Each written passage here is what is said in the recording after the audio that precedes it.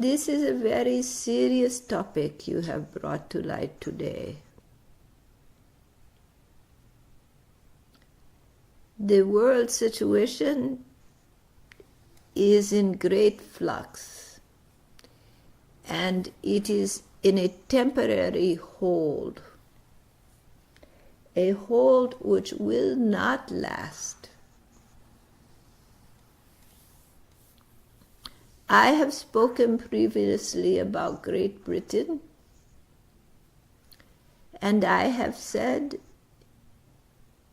as in all places where the indigenous people reside, they do not want to feel that their ancestry, their culture, their life is overridden by others. Just as the Tibetans did not want the Chinese to override their society and displace them from their homes. Just as the American Indians did not want the whites to override their continent, their tribal lands, and take their wealth from them.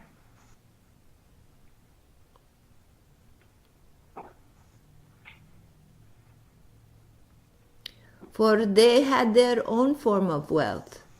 The Indians, before the settlers, and the Tibetans had their own form of wealth before the Chinese, and their wealth has been stripped from them, and their country and their lands taken.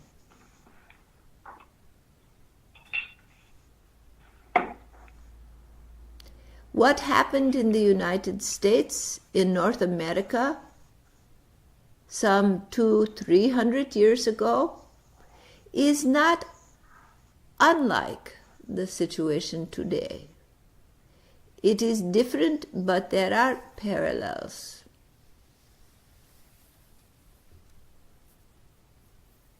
For the peoples who resided in the Americas were happy with their lives. They had their tribes, they had their ways, they had their own wealth.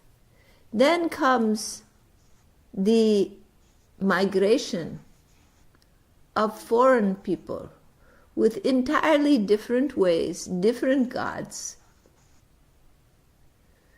different worship, different values, who invaded their lands and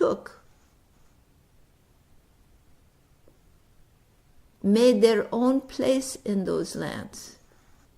And as that place grew and their populations grew, there was little room for those indigenous people who were there before them and their culture. And so they were routed out, pushed away from their native lands to reservations, to places they could be.